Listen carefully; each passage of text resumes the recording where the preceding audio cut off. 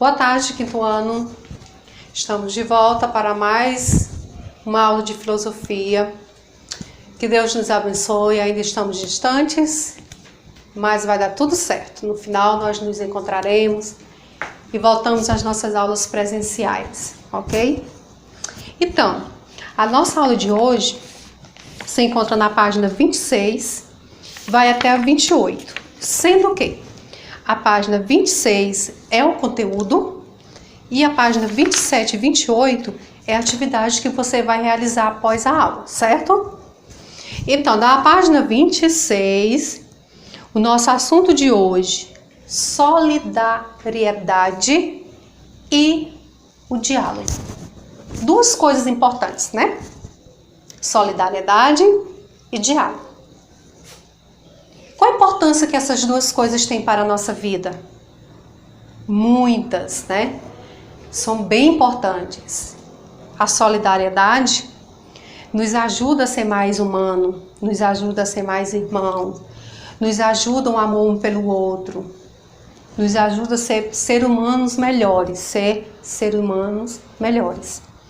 O diálogo é a nossa fonte, né, gente? O principal é o diálogo. Tudo nós conseguimos fazer através do diálogo. Então, essas duas coisas são de grande importância para as nossas vidas, né? O diálogo, ou seja, a solidariedade e o diálogo. Principalmente nos dias que nós estamos vivendo hoje, né? Nesses últimos dias complicados. Ser solidários uns com os outros, principalmente protegendo a vida do outro, nós estamos indo no caminho certo, certo? O que é necessário para haver um diálogo? Talvez você diga que apenas duas pessoas já bastam, mas o diálogo só acontece quando ambas as partes desejam que ele aconteça. Pode ser entre duas pessoas ou entre grupos. Na realidade, o diálogo estabelece a troca de saberes, pois alguém sempre tem algo a nos ensinar e nós também. Todos sempre aprendemos e ensinamos, essa é a verdade. Então, o diálogo, ele pode acontecer entre duas pessoas ou ele pode acontecer em grupo. E ele é importante. Por que ele é importante? Como a gente viu no próprio parágrafo, nós aprendemos, também repassamos, né? Também ensinamos com o diálogo.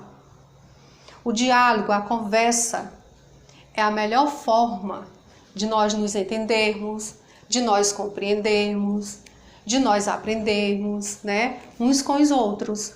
Se eu estou calada, por exemplo, em um grupo de trabalho, ou um trabalho de grupo, melhor dizendo, todos os integrantes do grupo ali estão calados. Uma pessoa só fica dando as ideias, né? Apontando o que seria bom para o grupo e os outros todos calados. Eles vão absorver? Eles vão aprender alguma coisa? Sim, claro que vão. Mas não é comparado se ele estiver dialogando também. Se ele estiver dando a sua opinião, né? Se ele estiver mostrando o que é melhor para o grupo. Isso demonstra que nós aprendemos uns com os outros. Às vezes nós temos ideias diferentes e que em um diálogo elas podem ser compartilhadas e tirarmos bons efeitos, bons proveitos para o benefício dos próprios, certo? O respeito é o primeiro valor necessário para uma sociedade existir e sobreviver. Em seguida vem a justiça. Esses dois valores vão trazendo outros, pois se eu respeito e sou respeitada, isto significa que há justiça. Se há falas e há escutas, isto significa que há diálogo. A solidariedade, que já vimos em outros textos, é quando nos colocamos exatamente no lugar do outro. Sentimos a dor do outro e somos justos, respeitosos, colaboradores, amigos verdadeiros. Então, esse valor precioso para a comunicação entre os seres envolve toda a questão do bom relacionamento. Ou seja, A solidariedade, ela também vem através do diálogo, do respeito para todos, né? De que forma isso pode acontecer? Respeitando o outro, mesmo que você não concorde, né? Mesmo que você não venha compartilhar ou não, como é que eu posso dizer? Concordar com as mesmas coisas que a outra pessoa faz ou fala, mas ali naquele momento você tem que respeitar. Isso é uma forma de ser solidário e ao mesmo tempo praticando o diálogo. Não é possível que em uma roda de conversa onde nós estamos expondo, né, determinado assunto, todas as pessoas vão ter o mesmo pensamento sobre aquele determinado assunto e que sejam todos da mesma forma. Nós vamos encontrar pessoas com pensamentos diferentes, com ações diferentes, mas que devam ser respeitados, né?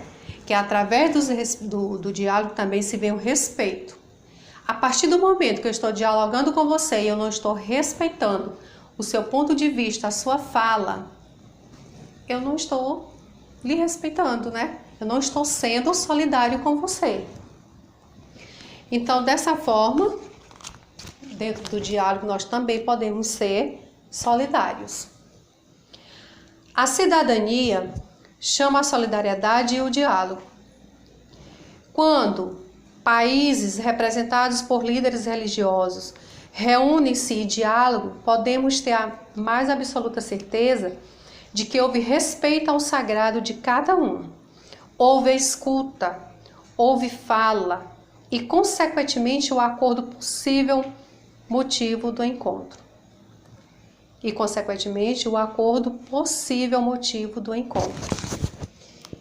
Aqui é um momento bem assim crucial para a gente observar o que é a solidariedade e o diálogo entre si, né?